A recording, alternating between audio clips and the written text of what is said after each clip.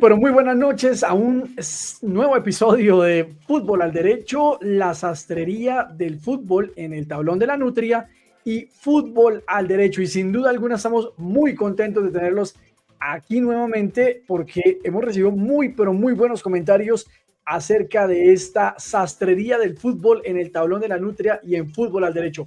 Por supuesto, muy contentos porque queríamos abordar estas historias alrededor del fútbol, hablando de algo que a muchos nos apasiona, las camisetas de fútbol.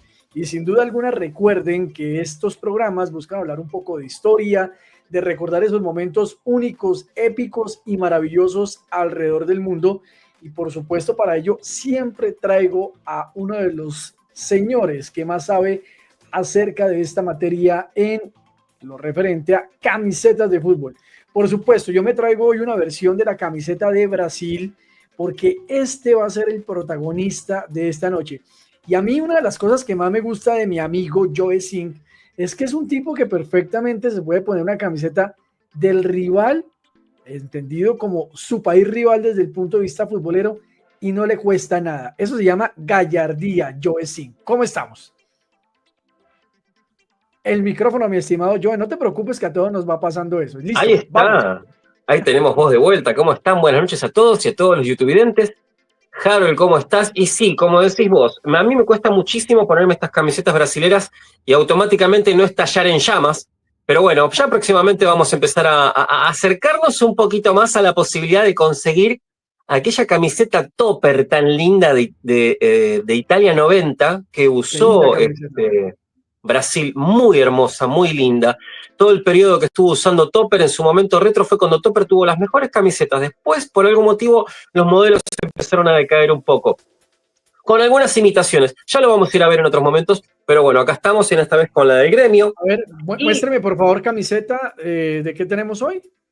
Hoy tenemos la del gremio, sí, de Umbro, un muy lindo modelo que también se están acercando de vuelta. El Brasileirão se está acercando de vuelta al estilo retro. O sea, los brasileños ya la están viendo, se dan cuenta que lo retro pega mucho, a la gente le gusta, le encanta la nostalgia, porque le gusta también el fútbol de antes. Las camisetas eran más sencillas, y ahora unificado con estas nuevas telas que transpiran por vos, entonces ya las cosas es diferente. Entonces, el exceso de costuras, el exceso de mangas, el exceso de detalles, a veces es como que incomoda un poco a la vista. Esto se puede usar con muchísimas cosas.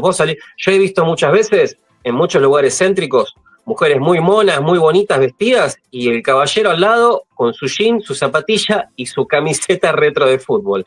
Así que esto es algo que es una moda que ya se instaló hace rato, por supuesto, como la guerra de las camisetas. A ver quién saca la mejor. Exactamente, yo es que hoy día las camisetas de fútbol también se han generado, y usted bien lo menciona, se han convertido mejor en un producto que perfectamente acompañan hoy a la vestimenta de las personas y que bien lucidas se ven absolutamente bien. Hablemos un poquito de esa camiseta del gremio, y porque hoy vamos a hablar sin duda alguna de nuestro protagonista, que va a ser precisamente Brasil. Antes de entrar a fondo a recordar la historia, camisetas como las del gremio Joe Singh son camisetas muy únicas porque tienen colores muy particulares que apenas uno las ve, las identifica y sabe de qué camiseta está hablando. Es decir, ver una edición de una camiseta de Brasil blanca, tal vez al principio a la gente no le dice mucho, son ediciones especiales que se manejan para Copa América, para torneos especiales, pero una camiseta de un club siempre guarda unas líneas, y en Brasil hay camisetas como la que usted porta hoy, que apenas uno la ve, sabe que está hablando del gremio. ¿Por qué esa camiseta, Joey? Esta camiseta es muy particular, me gusta mucho. A mí siempre me gustó Ronaldinho, a pesar de, bueno, por supuesto, el tema de la rivalidad que tenemos y que, bueno, ha sabido siempre comportarse de formas bastante diferentes cuando se enfrentaba con nuestra selección nacional. Él siempre tan alegre, él siempre tan sobrador, tan gastador, con esa habilidad que él siempre tiene, haciendo sus morisquetas. Yo recuerdo una vez que Sorín, en un partido contra Brasil, le metió un caño. Y ahí vimos que Ronaldinho ya la cara le cambió, no le gustó, e incluso lo empujó. Y yo dije, ¿qué pasó acá? Acá a Ronaldinho no le gustó nada. Acá estamos viendo la cara que no conocemos de Ronaldinho. Ya vimos esa vez que Ronaldinho se enojaba. Así que ya es muy interesante. Y nada, siempre me gustó. Y también el gremio tiene una gran amistad con el club Almagro, ¿sí? Almagro, okay, que Claro, actualmente está en la Primera Nacional, que es la segunda categoría argentina, que tiene los mismos colores. Muchas veces también cambian el celeste por un azul Francia, lo haciéndolo mucho más apagado, pero me gusta cuando vuelven al azul celeste, que es tan particular, tan especial, que da otro contraste tanto con el blanco como el negro. Tenemos todos los tonos prácticamente acá. Y eso es algo que no es tan invasivo. No tanto como Colegiales, que ya veremos más adelante esa camiseta que tiene básicamente los tres colores primarios, todos mezclados en la misma, haciendo que parezca el frente de una ferretería. Pero bueno, un saludo muy grande a la gente de Colegiales que está luchando también por ascender y bueno, por hacer una buena campaña. Oiga, yo le cuento que no recordaba propiamente, bueno, seguramente han pasado grandes jugadores, pero sin duda alguna, Ronaldinho en Gremio de Portalegre marcó una faceta muy especial para él, porque además es gracias a esas grandes actuaciones que llega precisamente a la selección Brasil, en donde pues se convirtió en uno de los más grandes de la historia del fútbol brasileño. Sin embargo, mi querido Joe Sin, ya que hemos hablado del Gremio de Porto Alegre, con este sastre del día con el que empezamos, yo con esta edición de la camiseta de Brasil, vamos a hablar ahora de nuestro sastre histórico aquí en Fútbol al Derecho y el Tablón de la Nutria. Vamos con el sastre histórico. Y don Joe, retomamos y decimos que este sastre histórico está dedicado a una selección de fútbol, porque el 17 de julio de 1994, ya hace solamente 31 años, mi estimado Joe Singh, Brasil se coronaba por cuarta vez campeón del mundo. Y es que hace 8 días hablábamos precisamente de Peter Rufai, el arquero nigeriano que recientemente falleció, y evocamos el Mundial del 94 y hicimos unos cuantos vestigios ahí y remembranzas, pero hoy dijimos, pues hablemos de ese título de ya hace 31 años, en donde sin duda alguna la selección Brasil destacó. Pero yo creo que una de las Brasil que a mí particularmente menos me ha gustado ver como juego, digamos, es la con la que menos me identifico sin demeritar lo que consiguió, pero es la que yo menos identifico con ese juego que uno siempre acostumbra a ver de Brasil. ¿Qué opina usted de esa Brasil del 94? ¿Qué recuerda usted del 94, joven? Yo lo que me acuerdo del 94 primeramente es obvio los cotejos que tuvimos con nuestra selección nacional argentina y todo lo que pasó, que estuvo envuelto en una gran polémica. Nadie va a olvidar ese mundial, entre otras cosas. Total. Más allá del penal marrado por Baggio, por lo que le pasó a Maradona, por supuesto, que bueno, tomó una sustancia que no tuvo que haber tomado. Se dice que hubo una confusión con los preparados en base a su preparador físico. Maradona tenía su propio preparador físico diferente al resto del plantel, el cual, si no me equivoco, era Ferrini, que también tuvo casos por doping en las épocas que él era físico-culturista y hacía etcétera. Bueno, lo suyo. Y bueno, en vez de traerle el Rapid Fast, le trajo el Rapid Fuel, que tenía efedrina. Y la efedrina está prohibida por la FIFA, pero no por el Comité Olímpico. Y esa es una de las cosas que siempre llama la atención, porque en realidad la efedrina no genera una ventaja deportiva por sobre el resto. Pero bueno, estaba prohibida. Como los jugadores de Bolivia que tomaron ese complejo extraño para la altura, a pesar de ser bolivianos, y bueno, en fin. Y bueno, la famosa frase de Maradona, que me cortaron las piernas porque Grondona hizo un pase porque él quería quedar mejor parado, se quería arrancar para ser vicepresidente de la FIFA, lo cual al final terminó pasando. Lo cual esa culpa se la llevó hasta el último día. Así es. Y antes de ir hablando un poco de ese camino de Brasil, porque vamos a llegar a ellos, también traemos camiseta, Joe, porque esto es la sastrería del fútbol y estas son las bellas y hermosas camisetas de Argentina 94. Muy rápido porque vamos a mirar más camisetas, Joe. Por supuesto, acá Argentina está vestida con la marca de siempre Adidas. Tenemos unas medias donde las 3 tiras Adidas acá se expandieron mucho más. Los pantalones, hablamos como la otra vez, crecieron exponencialmente, pareciendo que si te juntas las piernas parece como si fuera un kilt de los que usan los escoceses, y una camiseta bastante clásica. O sea, invitamos a los youtubers y a las youtubers a que miren un video del Mundial de 1990 al 94 y van a notar la diferencia absoluta, ¿no? Por supuesto, porque en 1990 los pantalones no dejaban nada a la imaginación. En este caso ya es un poquito más, está más evangelizado, por así decirlo, casi llegando a la rodilla. Tenemos una camiseta muy sencilla, pero no así la suplente, que la suplente presenta estos rombos llevadas a los extremos, haciendo un cruce entre uno y otro, y también una vez más manteniendo las extremadamente grandes líneas de las medias. Es un modelo muy recordado, uno de los más recordados, más que nada porque en Malasia 95, cuando Argentina se consagró campeón mundial juvenil, Scaloni llevaba la 8, le había metido un gol muy impresionante a Brasil también en uno de los partidos, y es uno de los que empezó a salir de vuelta a la venta, o una remake para que la gente la vista, y mucha gente que no estuvo en esa época la puede empezar a vestir ya en otra calidad muchísimo mejor, por supuesto. Camiseta que recientemente nuevamente salió al mercado, porque lo que usted señala es muy cierto, las tendencias retro vuelven al mundo del fútbol. Bueno, Joey, hablemos de otras camisetas. Ya entramos a Estados Unidos 94, Argentina, que ya la semana pasada también hablamos de su campaña. Selección que finalmente se termina cayendo porque el golpe anímico tras la salida de Diego Armando Maradona en pleno mundial fue brutal, y eso siempre lo señalan los jugadores. Recuerdo particularmente una entrevista de Gabriel Omar Batistuta que señaló eso. El Bati, que con este uniforme se veía perfecto, como todo un gentleman. Vámonos con un uniforme, Joe, hablando nuevamente de remembranzas. Qué uniforme tan bonito Suecia, y una Suecia que, como lo hablábamos también la semana pasada, marcó tendencia, particularmente por su arquero, el gran Tomás Ravelli, un loco en el arco, me encantaba ese arquero, pero también ahí destacaron varios jugadores, sin duda alguna. Creo que ya estaba empezando a emerger Larsson en la selección sueca, y un diseño absolutamente claramente definido de Adidas también. Totalmente, acá la vemos también a la selección sueca del 94 vestida con un modelo de Adidas bastante también extremo, con una vez más marcando la tendencia de Adidas a agrandar sus 3 líneas al infinito, y acá vemos, en su momento fue muy arriesgado igualmente usar esto, porque es como una especie de bestialismo plantado directamente en las camisetas. Es una camiseta hermosa totalmente, la salida salió bien, de hecho la rumana suplente era un poco más colorinche porque también tenía los 3 colores primarios, como su bandera, y acá tenemos una suplente un poco más sobria, también con un amarillo que apenas se ve, pero que también da una marca tendencia. En esa selección no solamente estaba Larsson recién repuntando, sino también el arquerazo Ravelli, muy volador, muy espectacular, tenía muchísimas cosas del Can, obviamente no con las mismas características personales, pero también estaba Martin Dahlin, que era un jugador, si no me equivoco, que era de sangre ecuatoriana. Y después Thomas Brolin.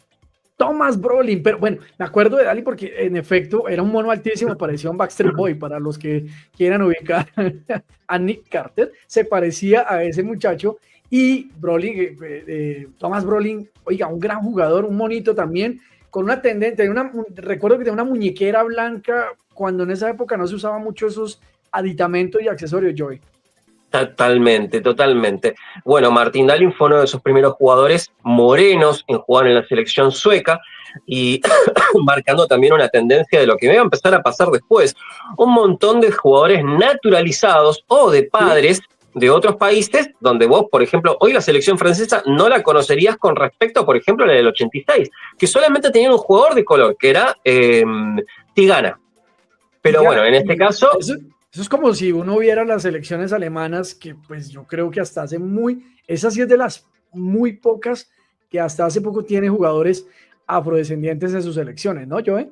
Totalmente, sí, así es. Hoy la selección alemana es muy diferente de lo que era antes. Tiene jugadores turcos, tiene jugadores polacos. Bueno, Klose, sin embargo, es polaco. Y bueno, nada, básicamente Podolski también. Podolski, un gran jugador, ya por el apellido te das cuenta de que al de alemán no tiene absolutamente nada.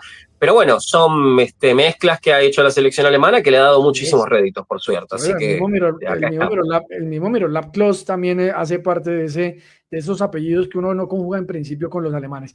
Usted me dijo, hablemos de estas camisetas, de esta selección en particular. ¿Qué tiene de especial Grecia, Joe Sink, en el Mundial del 94? A mí me llama poderosamente la atención que figuren estos 3 kits, siendo que no se suelen usar 3 kits en los mundiales, pero yo lo que recuerdo es que la primera de la izquierda, en este caso, que para mí fue una de las mejores camisetas griegas en su historia, que tuvieron que haberla mantenido como titular durante el mundial. Más allá de que suele ser un poco hipnótica, parece un mar así medio revuelto, pero la siguiente es muchísimo más clásica, y después la tercera, bueno, la tercera es algo totalmente diferente. No, hay que recordar también que nosotros jugamos contra la selección griega con la camiseta azul de ellos y nosotros con la celeste y blanca. Pero también muy, muy interesante el primer kit. El primer kit es el que más me llama la atención de todos, es uno de los que más me gustaba, hasta tiene un azul totalmente distinto.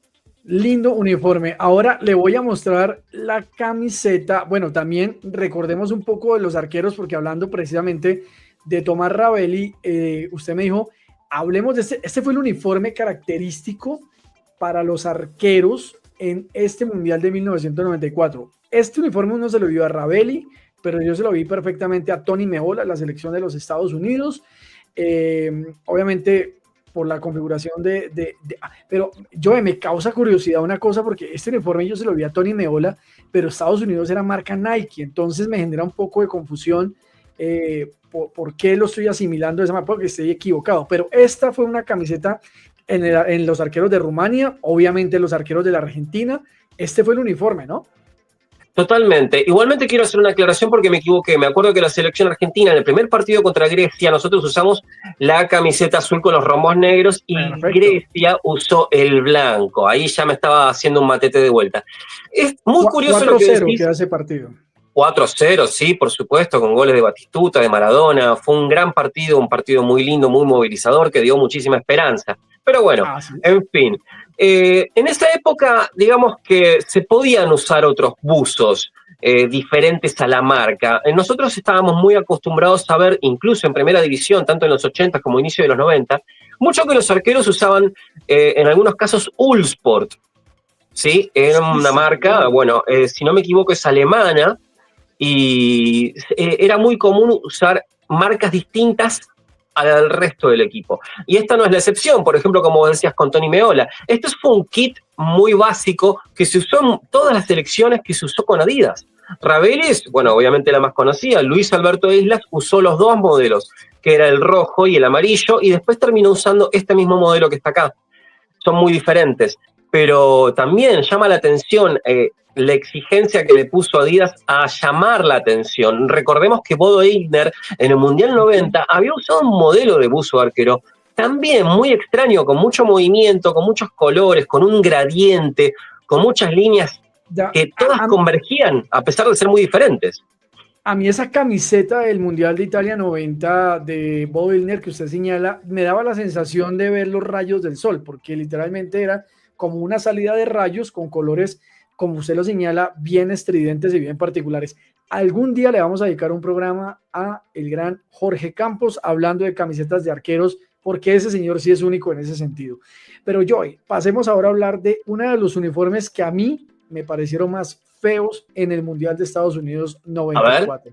La selección anfitriona de Estados Unidos, precisamente. Esto para mí, como diríamos en Colombia, me parece lo más mañé, lo más feo que puede haber. Aquí no hay combinación de nada para mí, porque de pronto a algunos les gusta de pronto yo me dice que le encanta, pero a mí el uniforme suplente, que además lo vimos precisamente cuando Colombia pierde con los Estados Unidos en ese 2-1, en donde Tony Meola ahí en ese partido usó el uniforme de Adidas. Por eso me causa curiosidad, porque esta camiseta, yo no me acuerdo si es Adidas o es Nike, que yo asumiría más que es Nike porque pues es una marca absolutamente estadounidense. Pero este es de los uniformes feos en la vida que yo he visto yo. Sí, bueno, en realidad el que más me llama la atención es Estados Unidos siempre usó camisetas blancas con vivos azules, en menor medida, y por ahí algún vivo rojo en particular. Acá se la jugaron, bien patriotas como son ellos, pusieron las líneas rojas flameando, la falla acá es el pantalón rojo y las medias azul oscuro. Por ahí si hubieses usado un pantalón un poco más azul o por ahí un pantalón blanco, hubiese apagado un poquito el choque que tenía.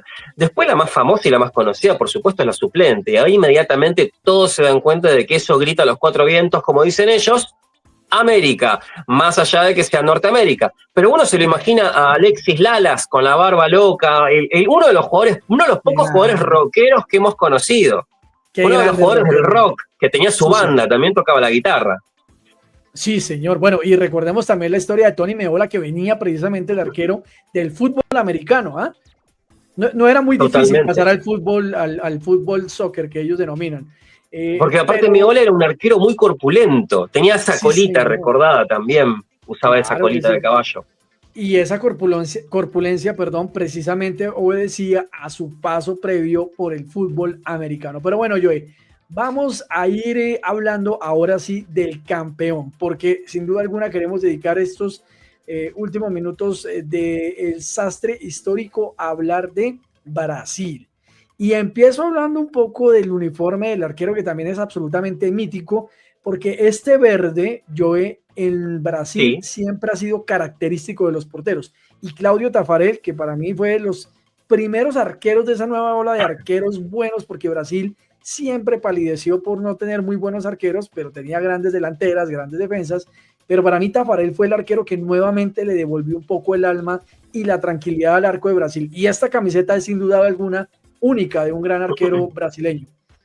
Totalmente. Acá, una vez más, se está marcando tendencia. Umbro, sin ir más lejos, se empezó a arriesgar a partir de acá con los diseños de arqueros. En la liga inglesa vemos un montón de diseños, no solamente hipnóticos, sino personalizados para cada uno. No ibas a encontrar dos buzos iguales. Incluso dentro del mismo equipo tenían mudas de camisetas de arqueros que eran muy diferentes una de otra. Entonces Umbro en ese sentido se lució muchísimo y después empezó a sentar tendencia porque hasta ese momento Adidas, conocido por las 3 tiras, Nike no se estaba encontrando mucho todavía y, como te digo, la camiseta, todo el kit de Estados Unidos, pese a tu perplejidad, es de Adidas. Era de Adidas en ese momento, pero era muy extraño porque no estaban usando las 3 tiras y estábamos siempre acostumbrados a verlo con las 3 tiras.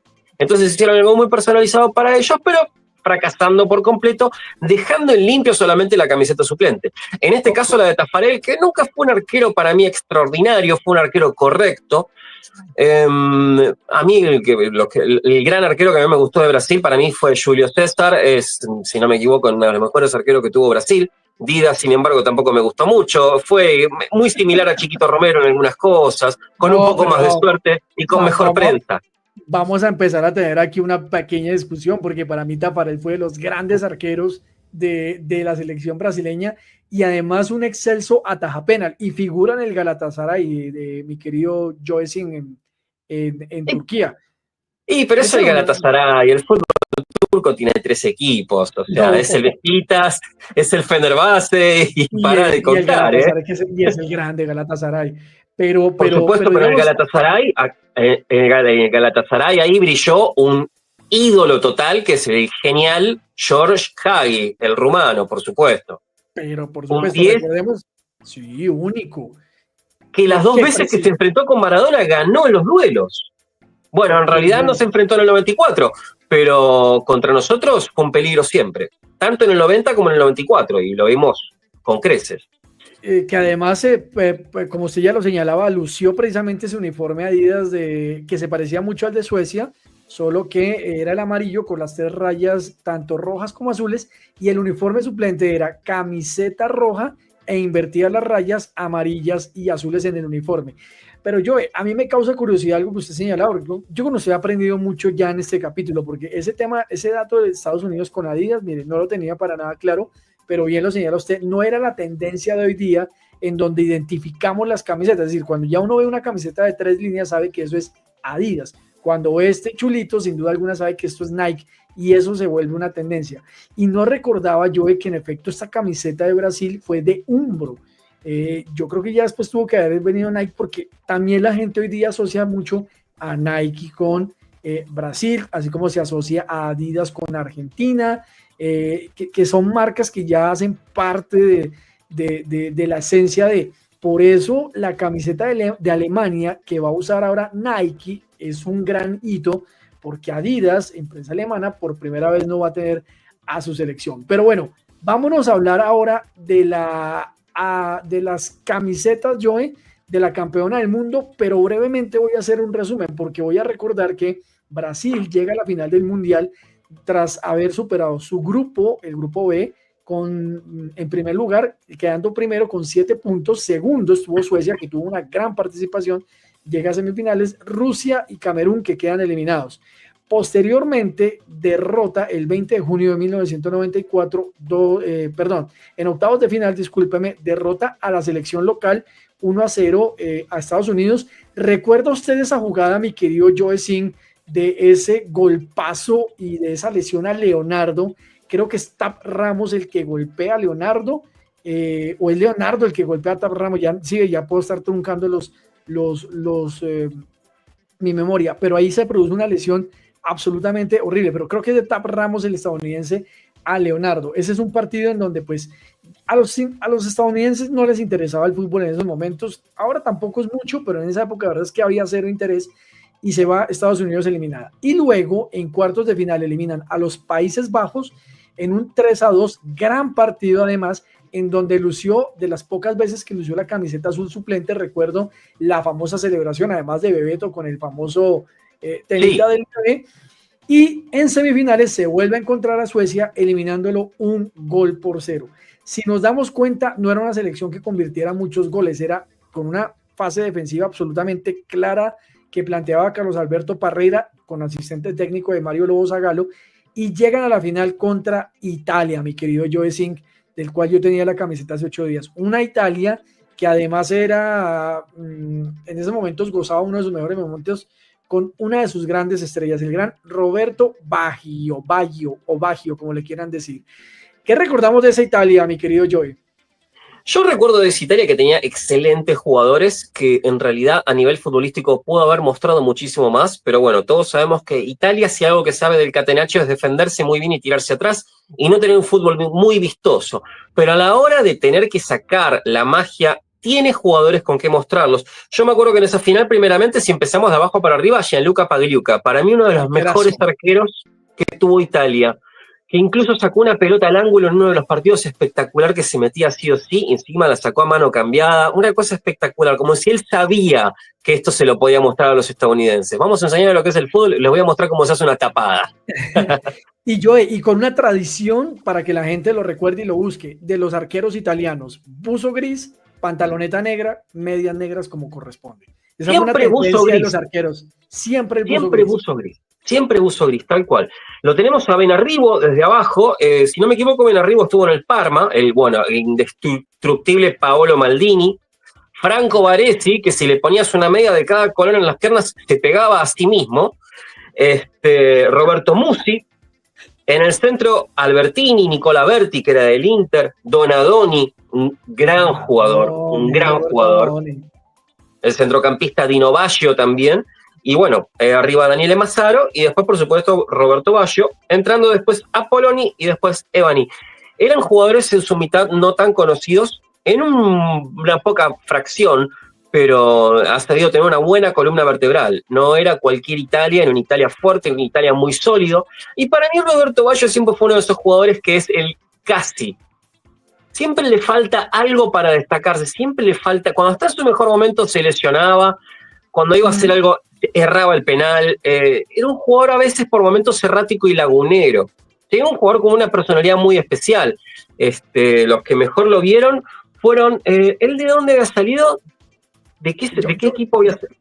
Mire, yo no sé si él sale propiamente, pero yo creo que lo vi en la Sampdoria, si no estoy mal, puedo estar equivocado, obviamente, pero yo recuerdo sus grandes momentos en la Juventus, en el Inter de Milán, digamos, ahí fue donde descolló y ya pues evidentemente marcó uno de sus mejores momentos como futbolista. Pero ya les recuerdo acá porque, a ver, la trayectoria de Roberto Baggio nos dice que empieza en el Lanerossi Vicenza, luego pasa a la Fiorentina, la Juventus, el Milan, el Bologna, el Internazionale de Milán y finaliza su carrera en el Brescia, en donde además fue gran figura. Yo recuerdo que en el Brescia, ya en sus albores, como se dice, generó gran tendencia, pero arranca en el Vicenza.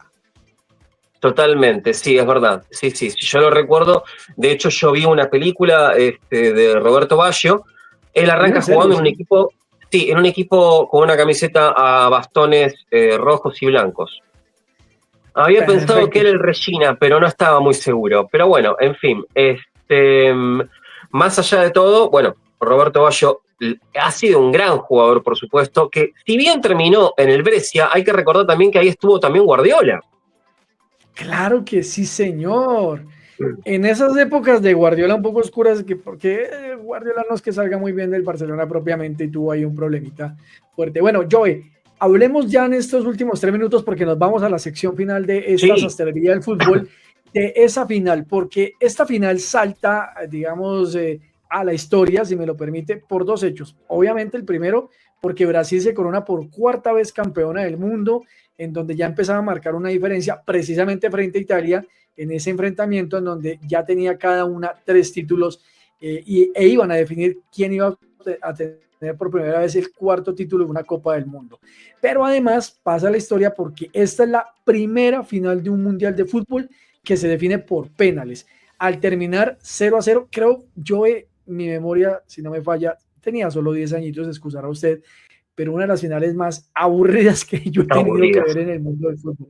Aburrísima, es decir, si le decimos a un muchacho o una muchacha hoy día, vean la final de Qatar 2022 que trajo todas las emociones del caso versus Brasil-Italia, pues me van a entender lo que les quiero decir. Aburridísima, pero vuelvo al tema, porque esta era una Brasil que no proponía mucho juego, que se encerraba bastante atrás, que curiosamente hacía algo muy parecido a lo que hacía Italia, y fue una Italia más propositiva porque tenía un Baggio que tenía esa dinámica del 10, del creador, pero que al final no logran conseguir absolutamente nada, y nos vamos a la definición de tiros penales. ¿Qué recuerda usted de esa gran final, mi querido Joe Silva? Yo recuerdo exactamente lo mismo. Fue uno de los partidos más aburridos que me tocó ver en mi vida porque ninguno de los dos se animaba, se midieron mucho, jugaron mucho a apostar por el error del contrincante y parece que salieron básicamente con los mismos papeles. No solamente Italia tenía una buena defensa. Si vos te fijás en los nenes que portaba Brasil en la defensa, Jorginho, Branco, Aldair y Marcio Santos. Eso era una lluvia de patadas, te defendían un córner como si fuera Vietnam. Era una línea de 4 temible. Y si en el centro del campo tenés un volante defensivo como Dunga, ahí ya te das cuenta que incluso Brasil podía defender con 5. Ahora uno entiende por qué la Brasil de Dunga, director técnico me refiero, jugaba como jugó, porque venía de la escuela de Parreira, una escuela ultra defensiva, y un Dunga que además fue volante de marca, de contención, que siempre le encantó prevalecer la defensa por encima de cualquier cosa. A ver, recordemos, y ahora me acuerdo de Branco que le hace un golazo a Países Bajos hoy día, o Holanda más bien en esa época, hermoso en esa semifinal de ese 3-2. ¿Quiénes cobraron por Brasil ese día, mi querido Joe? 17 de julio de 1994, Rose Bowl, el estadio de Los Ángeles, 94,000 espectadores estuvieron en esa final y marcaron, o más bien, cobraron por Brasil Marcio Santos, Romario, Branco y Dunga. De esos 4, quien erra el penalti es Marcio Santos. Y así por es. Italia empieza Franco Baresi, que lastimosamente erra también el primer penal. Luego convierten Albertini, Evani y fallan Massaro, y curiosamente la historia lo tenía para llegar a ese punto crítico a la gran estrella de Italia, Roberto Baggio, que todos tenían depositada su fe en que lo iba a convertir, pero esos son los momentos donde los jugadores, como usted bien lo dice, se miden, y Roberto Baggio siempre, como decimos acá en Colombia, le faltaba el centavo para el peso. Totalmente, no solamente lo erró, sino cómo lo erró. Todavía se está buscando esa pelota. Es impresionante la mala puntería que tuvo. La presión se lo comió por completo y tuvo muchos problemas psicológicos después de eso. Estuvo tratando de levantar muchísimo anímicamente porque no quedó bien después de ese partido. Y además, era el jugador a insultar al equivalente del partido entre Argentina e Inglaterra por los cuartos de final del Mundial 98, con lo que pasó con Beckham, que le pegó una patada a Simeone y Simeone se tiró como si le hubiese caído un avión encima. Bueno, exactamente lo mismo. El odio que se generó con respecto a Baggio fue tremendo. Así es, y tuvo problemas además en Italia precisamente por eso, un hecho que nunca logró superar. Él luego va al Mundial del 98, pero como usted lo señalaba, hay mundiales que son, digamos, los momentos top de los jugadores. Es decir, el 94 era el mundial, el momento ideal para Roberto Baggio, como lo fue para Ronaldo el mundial del 98, por ejemplo. Ese era su momento pletórico, único. Un Ronaldo que además hacía parte, me refiero a, como le decimos cariñosamente, Ronaldo el Gordo, que hacía parte de la suplencia de esa selección Brasil de 1994. Era un muchacho de 18, 19 años por ahí, suplente de estos grandes como eran Romario y Bebeto en esa época. Pues bien, Joe, queríamos recordar un poco eso, la imagen de esta Brasil, y por supuesto de qué más vamos a hablar sino de ese uniforme, que señor, le cedo la palabra para que nos hable de estas bellas camisetas. Bueno, por supuesto, Brasil en el 94 está vistiendo en esta ocasión, en aquella ocasión, este lindo y sutil por momentos indumentaria de Umbro, donde vemos unas medias con 2 líneas, vamos de abajo para arriba porque la parte de arriba es la más interesante. Tenemos un pantalón azul, sobrio también, con la marca y el número, y si no me equivoco, en este mundial se empezó a acostumbrar a usar los números también adelante y con los nombres de los jugadores atrás, arriba del número. Una novedad en este momento. Bien, la camiseta de Brasil, que ahí no se ve en su total detalle, tiene estampado como, digamos, sí, casi fraguado los 3 escudos, que es el escudo, los 3 escudos de Brasil, repetidos en diagonal hacia arriba. Tiene un cuello muy lindo, muy especial, que si no me equivoco, cuando lo abrías tenía unas tiras verdes con blanco, excelente, algo que se debería hacer más seguido, porque eso corona muy bien muchas camisetas que pueden empezar como sobrias y rompiendo esa sobriedad, dándole algo que incluso hasta le da cierta clase y estilo. La suplente, bueno, la suplente por supuesto es un azul mucho más oscura a la que estamos acostumbrados a ver, con un pantalón inmaculadamente blanco y con las medias totalmente normales, en este caso de color azul, con sus 2 líneas. Yo me quedo por supuesto con la titular. A partir de ahí, Brasil no ha sacado camisetas lindas, en mi opinión y en mi forma de ver, porque después cambió a Nike. Y con Nike jamás logró dar el punto exacto. Si Brasil se hubiese quedado tal vez con Umbro y hubiese experimentado con otras marcas, veríamos más gente. ¿No te diste cuenta que hay mucha gente que no usa la camiseta de Brasil casi? Se usan pocos modelos. A Brasil hace falta un buen diseño, un buen diseñador, algo que tenga más que ver con Brasil, y no una camiseta totalmente, ¿cómo se llama en estos casos cuando es genérica? Cuando es genérica, no les sirve. Las selecciones grandes tienen que tener camisetas especiales, hechas exactamente para el club, que griten exactamente lo que es la idiosincrasia del fútbol brasileño, ¿no? Como esta última, que es un desastre, que tiene un cuello que no entiendo qué es lo que hace. No, es algo que no se puede ver directamente. Es que yo, a ver, y yo estoy de acuerdo con usted. Es decir, todo el mundo siempre sabe que la camiseta de Brasil es amarilla con verde, por eso la verde amarela, evidentemente. Pero hay camisetas que marcan. Esta es una camiseta, yo no sé si es este verde en particular, el número, la misma forma del número, porque eso también tiene una magia bien especial. Son los 3 escudos de la Confederación Brasilera de Fondo. Es decir, esta camiseta tiene una magia muy especial. Obviamente también fue una camiseta del campeón del mundo, pero por ejemplo, si yo le pregunto a alguien si se acuerda de la camiseta del 2002, pues de pronto algunos lo tendrán presente, pero esta del 94 es muy especial. El tema del cuello, como usted lo señala, porque esto ya es una tendencia que maneja Brasil siempre a destacar el cuello, pero este cuello tiene una magia, tiene algo especial. Sí. Yo recuerdo, creo que la Copa América, no sé si es la que se juega precisamente en Brasil, creo que hay un verde, pero es una cosa horrible, que es como un azul aguamarino, no sé a qué están jugando, como usted lo señala, los diseñadores, y creo que Nike ahí ha perdido un poco el toque frente a su selección más representativa, porque sin duda alguna tener a Brasil, pues digamos, uno debería pensar lo mismo que pasa con Argentina y Adidas, diseños exclusivos que no se lo dan a cualquier selección ni a cualquier equipo por la grandeza que representan. Pero estoy de acuerdo con usted, para mí la última gran camiseta de Brasil es esta de 1994. Totalmente, y acá, y aparte hace un gran hincapié, como decís vos, en el verde, es un verde oscuro. Es un verde oscuro, no tan amarillento, es un verde en el, casi te podría decir que, no militar, pero es el que habías dicho vos de la Copa América se veía de lejos como un gris, era una cosa espantosa, ¿no? Se perdía el verde, era una mezcla de colores que no correspondía, pero este es el verde justo, este es el punto justo que tiene que tener Brasil. De acá para atrás, todos los verdes que usó Brasil siempre fueron tirando oscuro, y siempre quedaron excelentes, porque remataban muy bien con la camiseta. Vos pones un verde más amarillento y se pierde por completo.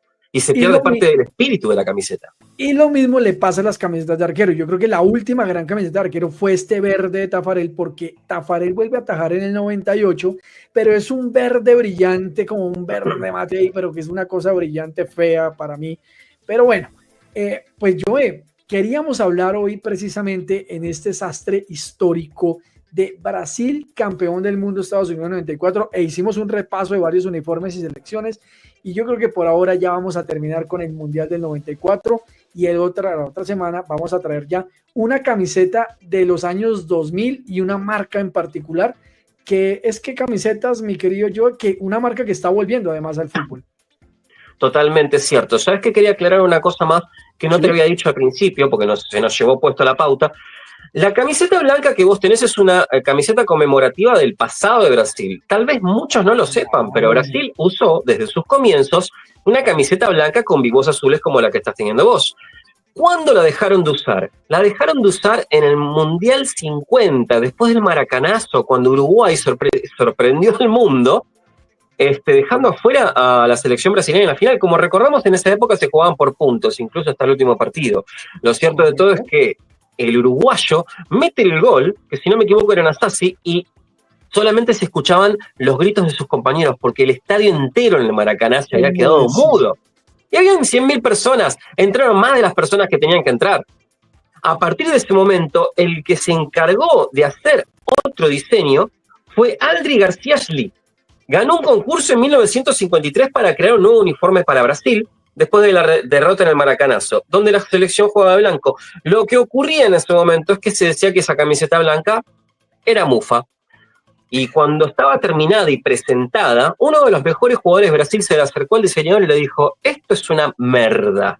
Y así como si nada, agarró, se fue y lo dejó solo.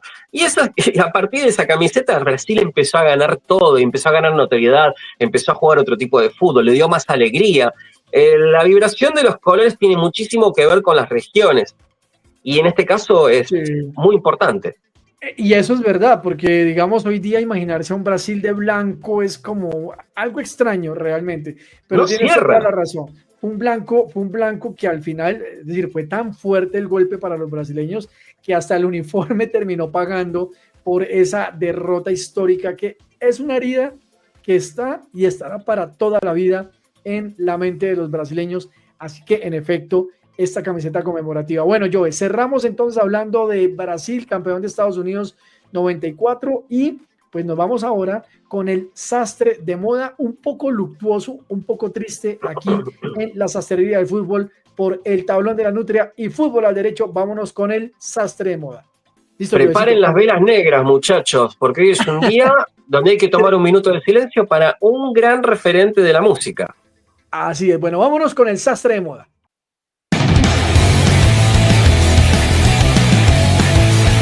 Continuamos aquí en la sastrería del fútbol por el tablón de la nutria y fútbol al derecho, y ahora vamos a hablar con Joe de el sastre de moda, y un sastre de moda que pues seguramente nos genera mucha tristeza porque el pasado martes tuvimos la noticia del fallecimiento del gran Ozzy Osbourne, sin duda alguna el príncipe de las tinieblas, el precursor y sin duda alguna una de las personas más versadas en el mundo del rock and roll, pero sobre todo del metal, una tendencia que existe en el rock y que sin duda alguna muchos quieren, adoran, entre los que me incluyo, y por supuesto Ozzy, que empezó en la gran Black Sabbath, en esa banda mítica en donde sin duda alguna a través del rock de los británicos nos mostraron este género musical tan único. Me traje esta camiseta del Arsenal, es una camiseta de entrenamiento, mi querido Joe, y usted se trajo una de las chaquetas más bonitas que pueden existir en la historia del mundo del fútbol.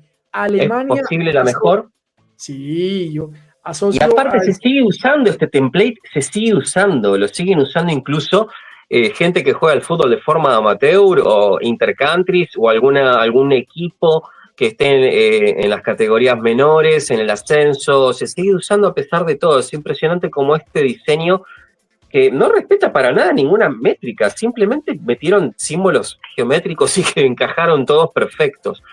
Claro, la verdad que es una de las cosas más riesgosas que hizo Adidas también, ¿eh?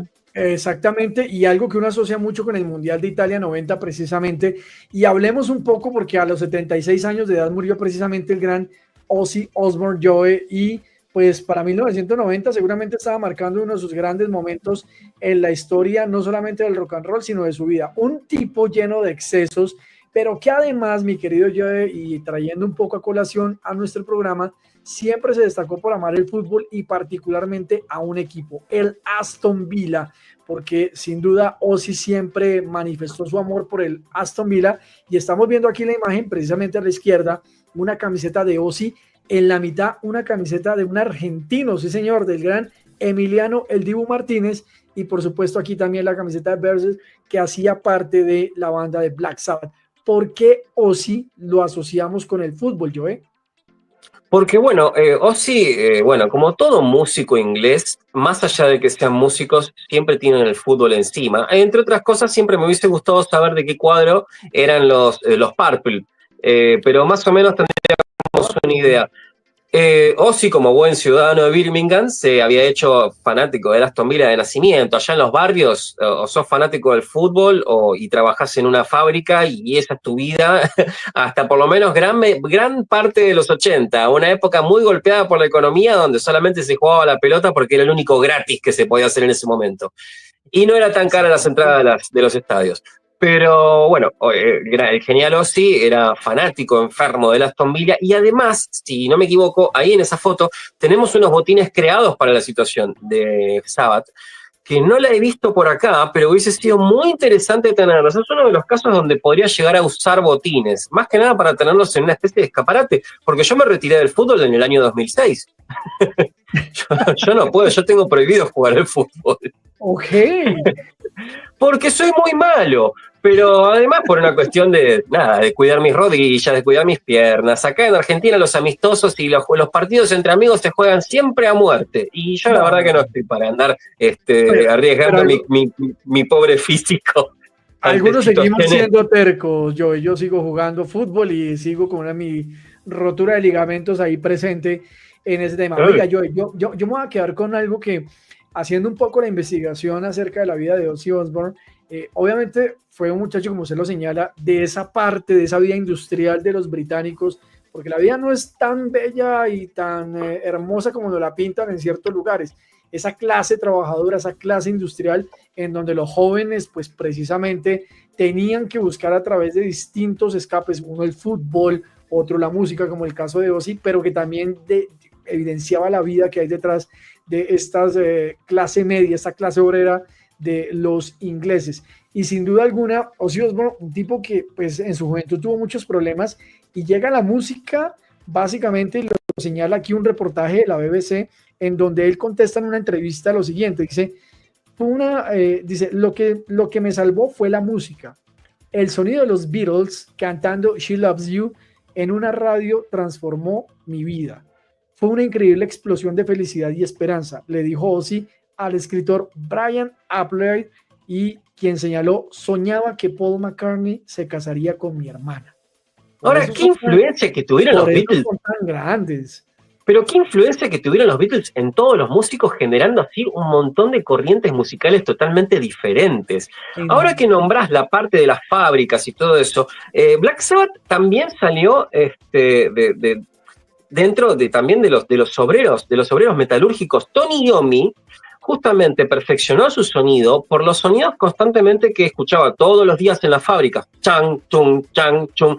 Y hay una máquina en particular que hacía un sonido muy particular que los ayudó a sacar un tema que en este momento no me acuerdo cuál era, porque todo esto de Ozzy Osbourne igualmente nos agarró muy de pronto, no tuvo tiempo para prepararnos mucho.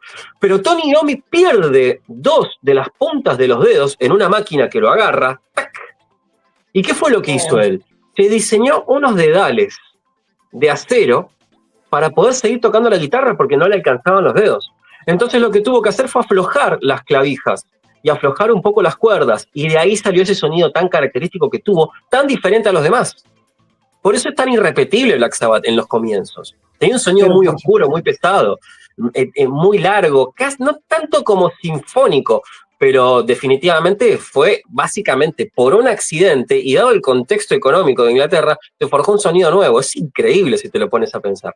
Claro, y es un sonido industrial al final, como usted lo señala, porque es un sonido propio de las fábricas y de lo que vivían estas juventudes británicas o inglesas. Bueno, recordemos que Black Sabbath básicamente tiene su nombre porque una película en 1963 de terror se llamaba así, Black Sabbath. Ozzy va a verla y toma ese nombre como inspiración para su banda. Grandes álbumes del metal y del rock de esta banda tuvimos la posibilidad de conocer a lo largo de la historia, y yo hace aproximadamente 2-3 semanas, curiosamente, vimos como el mundo, porque esto fue el mundo, yo vi ese concierto, sí. Nos reunimos para ver la despedida de Ozzy Osbourne precisamente de los escenarios. Yo no sé si casi presintiendo, usted que sabe un poco más de ese tema, esa partida, ese adiós del mundo material, pero lo cierto es que al final estuvo acompañado por grandes leyendas del rock. Y lastimosamente, como lo digo, este martes pues tuvimos la noticia del deceso del gran Ozzy Osbourne, que además participó en un comercial para la campaña 24-25 del Aston Villa, cuando el Villa regresa después de casi 40 años, más de 40 años, a la Champions League, y en donde Ozzy fue parte de esa campaña publicitaria anunciando esta camiseta que estamos viendo de Adidas, y en donde aparece además Emiliano el Dibu Martínez. Joey, para cerrar, ¿con qué nos quedamos del legado de Ozzy Osbourne? Nos quedamos con un montón de cosas, nos quedamos con un contexto histórico de la época de la música, que también te trae un contexto histórico de la época que estaba pasando en ese momento Inglaterra, muy pobre. Todos sabemos que después mucha gente, muchos músicos, todos se formaron básicamente trabajando en acererías, en todo con lo que tiene que ver con el metal, con el trabajo de metalúrgico. Entonces, el nombre metal no viene de casualidad, viene de un contexto histórico, lamentablemente malo económicamente para mucha gente, pero Inglaterra, por cierto, es la cuna del metal como lo conocemos, que si bien el rock viene de Estados Unidos y viene de otra, de la raza afrodescendiente, tenemos el metal por el otro lado, que es increíble. Y como todo lo que viene de Inglaterra también viene arraigado con el fútbol. Y nada, a mí me genera una angustia bastante importante, porque son personalidades con las que uno crece. Yo hablaba con un coterráneo colombiano como vos, que cuando falleció Mercury nadie estaba preparado para escuchar la noticia. Fue un día para otro, se murió Mercury. ¿Qué pasó? Estaba enfermo. ¿Cuándo? Nadie lo sabía. Y chocó totalmente. Además, era un momento histórico en donde nadie conocía la enfermedad propiamente que tenía Freddie Mercury, que era pues el SIDA, y que además generaba bastante, digamos, temor en la población del mundo, porque frente al desconocimiento propio de la enfermedad. Pero yo, aún así, yo creo que nos tomó por sorpresa, porque veíamos a Ozzy hace 15 días y nos imaginábamos pues que era su despedida, pero que íbamos a seguir con mucho Ozzy Osbourne para rato. Pero bueno, esta es la vida, Joe, no hay nada más que hacer, lastimosamente.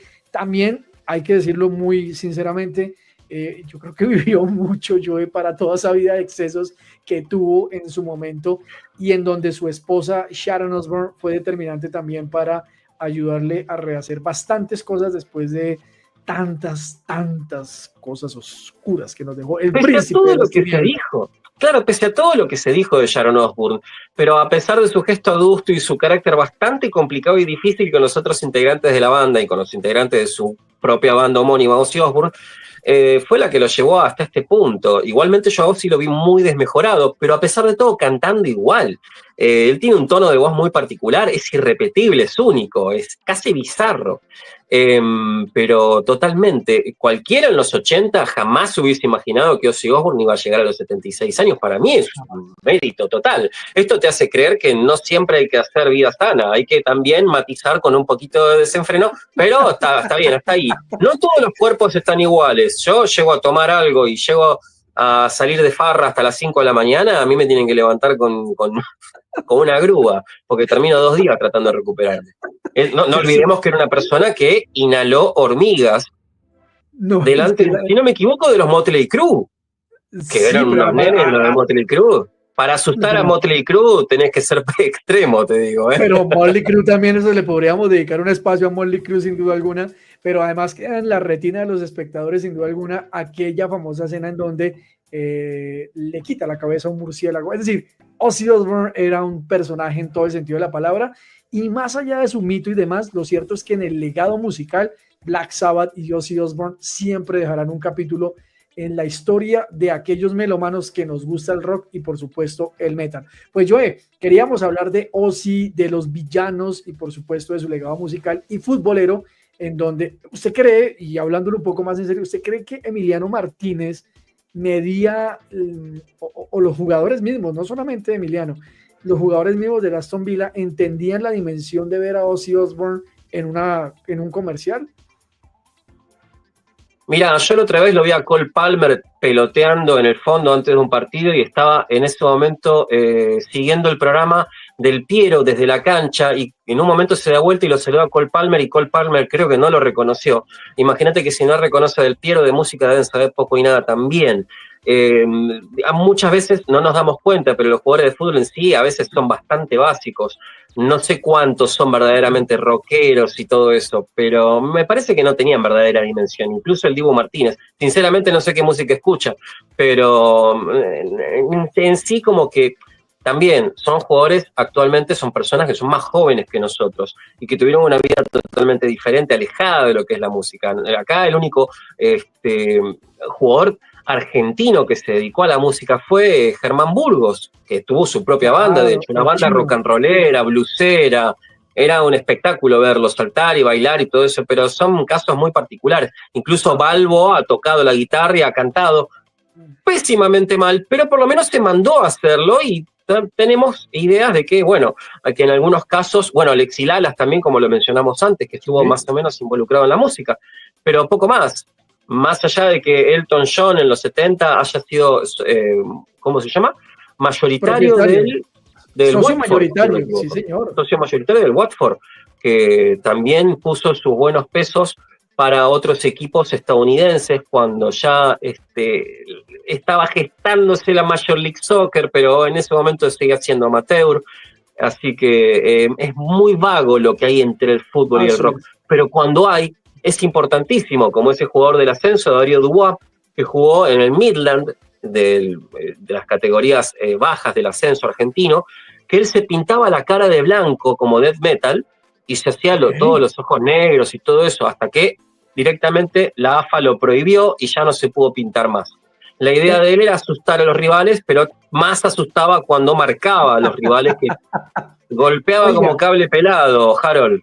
Tenemos que hacer un programa dedicado a los equipos escandinavos, en donde obviamente el metal hace parte de su esencia, y eso también, detrás de eso hay una historia bien maravillosa. Yo le cuento que me estoy leyendo un libro sobre el metal y su influencia en Colombia y cómo nació esa corriente del metal en nuestro país, con el contexto político de los 80s que vivíamos tan fuerte y social que vivíamos en nuestro país, pero eso será para otro programa, mi querido Joe Singh. Don Joe, llegamos al final de la sastrería del fútbol en el tablón de la nutria y fútbol al derecho. Por favor, la invitación a las redes sociales suyas. Bueno, tenemos por supuesto Pub de la Nutria, que es el ascenso británico, mayoritariamente ascenso inglés. Tenemos por supuesto el tablón de la Nutria, variedades acerca del fútbol en general, cosas extrañas, cosas bizarras, equipos del ascenso, cubriendo varios equipos incluso europeos, con la pluma de Willis, diciendo cosas que nadie debería decir en una red social si no querés ser cancelado. Y por supuesto esta última adquisición de Momento Bury, que corresponde al Bury Football Club, que actualmente está en la 7ª división inglesa después de haber quedado totalmente descalificado por haber quedado mal económicamente, que es básicamente lo que le está pasando a Morecambe ahora. Es cíclico, cada tanto un club inglés del ascenso cae para después renacer de sus cenizas y empezar otra vez este ciclo que, bueno, nosotros llamamos fútbol, por supuesto.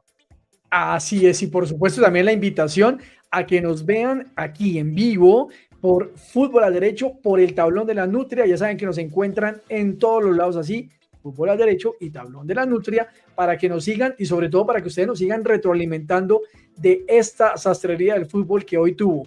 En la sastrería del día, hablando un poquito de la camiseta del gremio de Portalegre que portó el gran Joe Singh. En segundo lugar tuvimos el sastre histórico con Brasil, campeón del mundo Estados Unidos 94, y un recorrido por los distintos uniformes de varias selecciones, y finalizamos hablando de el príncipe de las tinieblas, el gran Ozzy Osbourne, y la camiseta de Aston Villa. No siendo más, nos despedimos y nos encontramos el próximo jueves nuevamente 8 p.m. para seguir hablando de camisetas, de fútbol, de tablones y de derecho, por supuesto. Don Joe, despídanos. Y por supuesto también de nutrias. Así que muchísimas gracias a todos por estar acá con nosotros, gracias por seguirnos, gracias por darnos esta posibilidad de hablar algo tan interesante como son las camisetas del fútbol. Tienen muchísima historia y por supuesto todos los roletes y dimes que hay dentro del fútbol, así también como sus anécdotas. Así que gracias por tenernos a todos acá de vuelta. Harold, como siempre, un placer y vamos por más. Vamos por más y grande y larga vida al Rey de las Tinieblas. ¡Chao! Así es, por supuesto.